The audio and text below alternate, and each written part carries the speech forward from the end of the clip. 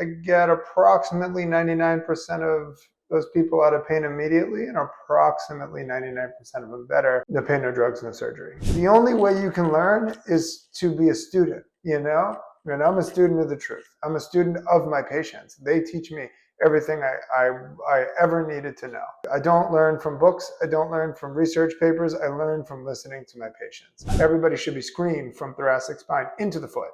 Should be screened for SI joint, because you should see what happens to these people in this clinic where everybody's tried everything type thing.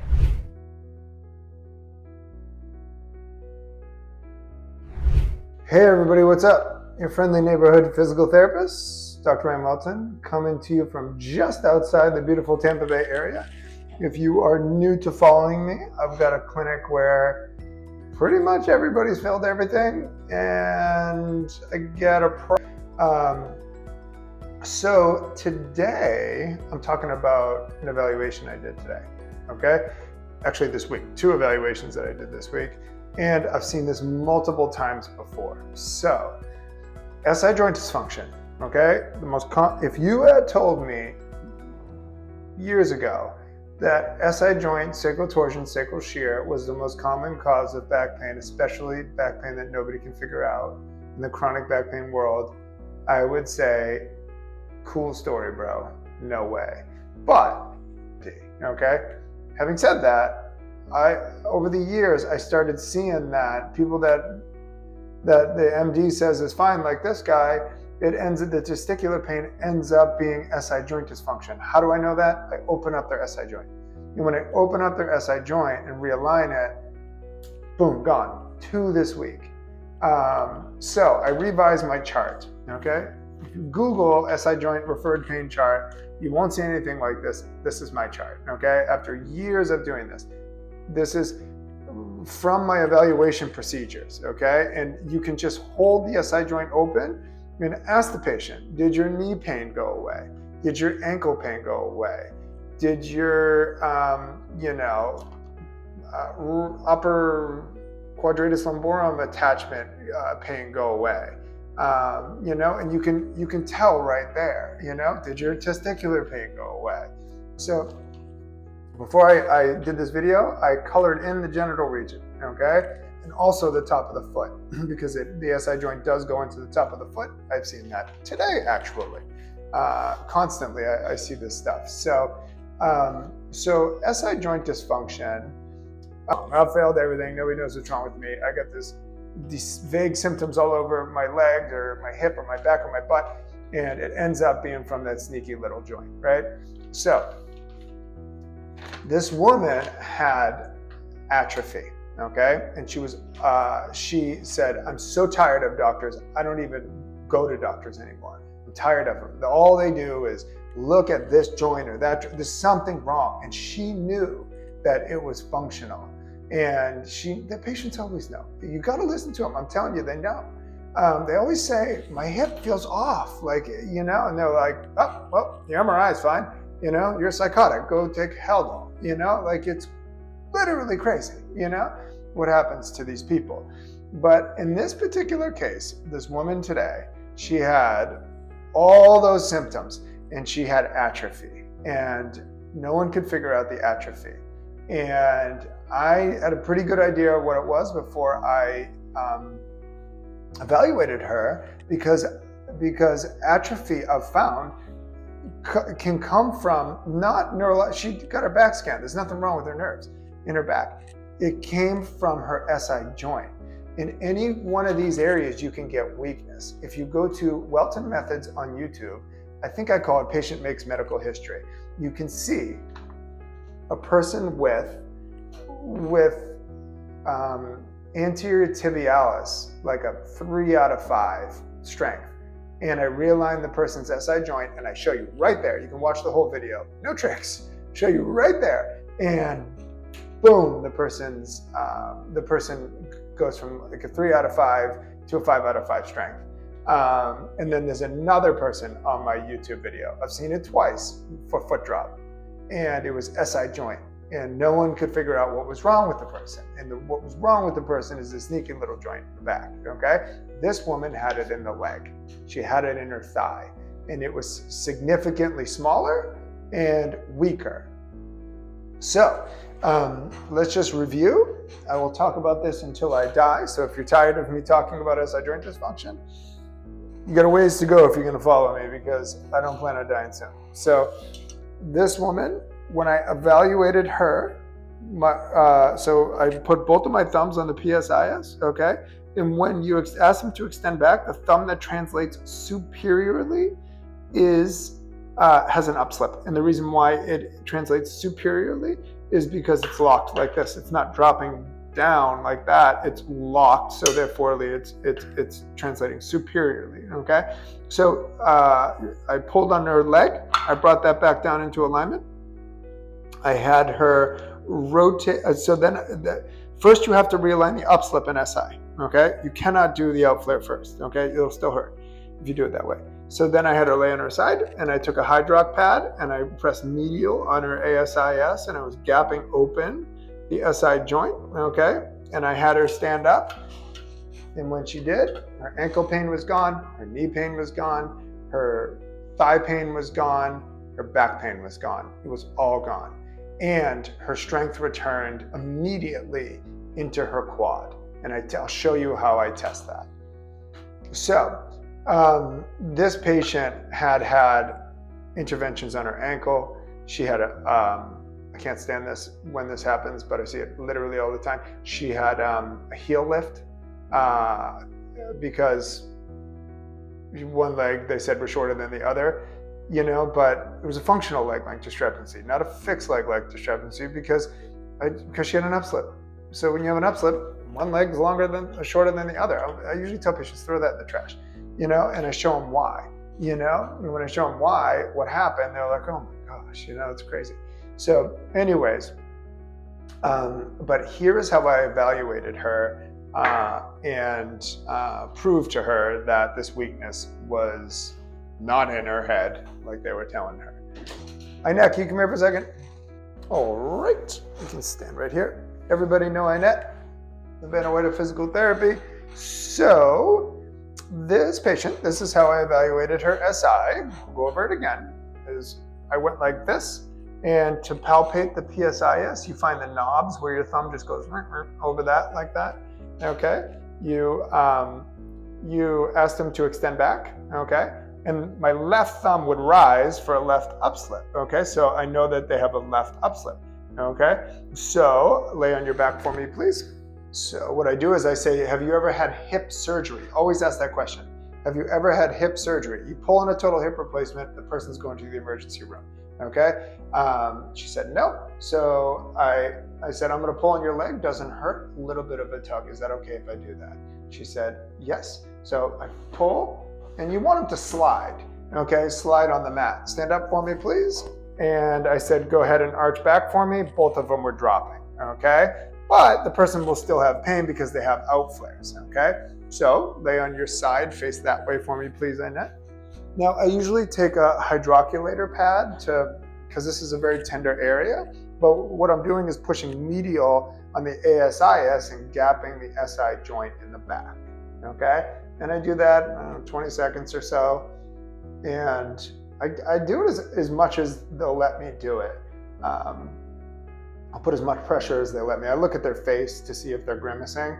It's tender on everybody here, and most people have a bursitis going on too. But so I'll push on that, and then I'll say, go ahead and stand up for me, please. And then I usually do both sides, both SI joints outflares, and I say, arch back for me. And then I say, do you still have that pain that you did when you first arched back before I touched you? And in this case, she said no. So the ankle pain was gone that this person had because of this chart. The ankle pain was gone, her knee pain was gone, her thigh pain was gone, buttock glute pain and back pain was gone. But I wanted to know what was causing the weakness, okay, in her quad. So before I even touched her, I did this. Face me on it, please. I said, hold on to my arm. And I said, go ahead and squat down on the non-involved leg. So I said, squat down on your left leg. So you're just gonna do a single leg squat. Nope, squat down and put one leg out. Hold on to me. Yeah, now squat down. Boom, come back up. And she popped right back up, just like that, right? And then I said, now do it on the other one. Okay, so the right leg, Okay, go down. And she couldn't get back up, right? And I'm like, okay, now I have a baseline. So I did what I just did, and I opened up her SI joint, pulled on her leg, gapped open her ASIS, I gapped open the out flare, and as soon as I did that, she was about 80% stronger. Boom, she came right back up. But she said it's still a little weak. So what I did after that is I said, hold on to my shoulder, and I pushed medial on the ASIS, like that, okay? And then I said, now go down on your right leg only. No, right leg. And then come back up. Boom, she popped right back up just like the left leg. And I said, that was it. That's what was causing weakness. Thank you, Annette. So that was what was causing this patient's weakness in her leg, and you just proved it, okay? These people go into genetic testing. The stuff that these people get done to them is literally insane. When it just takes a quick test like that to diagnose weakness from SI joint dysfunction, okay? I say this all the time. If you do not screen patients for SI joint dysfunction, sacral torsion, sacral shear, every back patient, if therapists in your clinic won't do it, go up to the front. So you don't make waves in your clinic. I'd make waves, but if you don't make waves in your clinic, and say, tell the secretary you want to be a back specialist, and say anybody with pain from their thoracic spine to their foot, put them on my schedule, okay? Because that everybody should be screened from thoracic spine into the foot, should be screened for SI joint, because you should see what happens to these people in this clinic where everybody's tried everything type thing, right? This lady today told me she's at the end of her rope. She said, I'm only 45. She's like, I can't live like this anymore. And I said, I wrote a paper for my sacral dysfunction paper, and I put in there because I wanted to relay to my colleagues how devastating this condition is so that they would check for it. And I said that 57% of my patients thought about ending it all due to the disability and hopelessness that comes with mechanical back pain, SI joint, sacral torsion, sacral shear. So if you don't catch this, but when you have tightness or any neurological symptoms, including tightness in the back of your leg, what else could it be to them, right? To someone that's not looking for SI. And in this case, pulled on his leg, gapped it open, held it open, boom, it was out of his leg. I'm like, no, it's SI joint. It's crazy. The medical system looks at images, and they look at pictures. They're great at looking at pictures.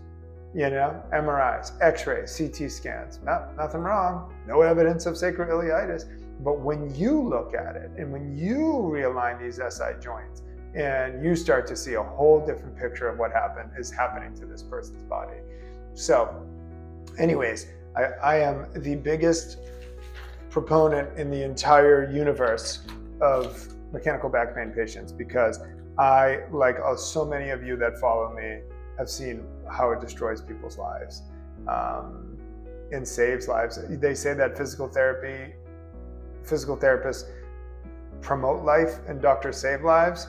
If you listen to these stories and what people tell me they're going to do, it's not what I'm doing in here a lot of the time, like this person today, I can't live like this. I don't know how I'm going to, I don't even want to.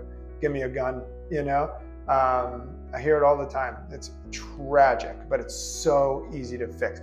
You just have to look, okay? And you got to share my paper. So that paper I wrote on SI joint on my website, wheltonmethods.com, on sacral torsion shear paper. I wrote that for my colleagues to prove what was causing SI joint and sacral torsion shear in a diagnostic method that anybody can reproduce, okay? And I did that to save these people from this insanity, not just living with chronically most of the time, people tell me, and usually a dramatic increase in range of motion. The shoulder course is money back guarantee. And then I have my sciatica cervical radiculopathy course, which I did today. Guy had cervical radiculopathy. I stimulated the circuit. Boom, it was gone. Then he had it in his leg. Boom, it was gone. So that, and then I have my VIP inner circle. So this week I posted a video on how to relieve medial knee pain unconventionally. I'm always coming up with new things. I'm an innovator. I figured out a lot of things, and including working on a new science, but I needed a place I can't keep revising my courses constantly. So I decided to create a VIP inner circle. So less than a Netflix subscription, you can go in there. I've been posting since 2021 every month. So there's all kinds of videos you can do of outside the box ways of doing things, new ways of thinking about things, and also this new science that I'm working on, which is really cool, based on electromagnetism in the body. Because that's what we are, in an electromagnetic field. And then I have my results-based, cash-based business, which everywhere I went, when I used to teach live, someone would ask me, it shocked me, someone would ask me, will you teach me how to run that clinic you have in Florida? And I'm like, no, I'm more of a clinical guy. And finally I realized that, hey, if I could teach you how to run a clinic, then you could advertise and you could let the community know that you know how to diagnose and treat, these chronic issues that happen. And you just use my Real Results course. You just plug, copy, paste. Okay? So anyways, that's that. Check every patient from lower thoracic spine into the foot for SI joint, sacral torsion, sacral shear. You will save so many people, and you will surprise yourself at what you're finding. Okay? Peace. Love you all.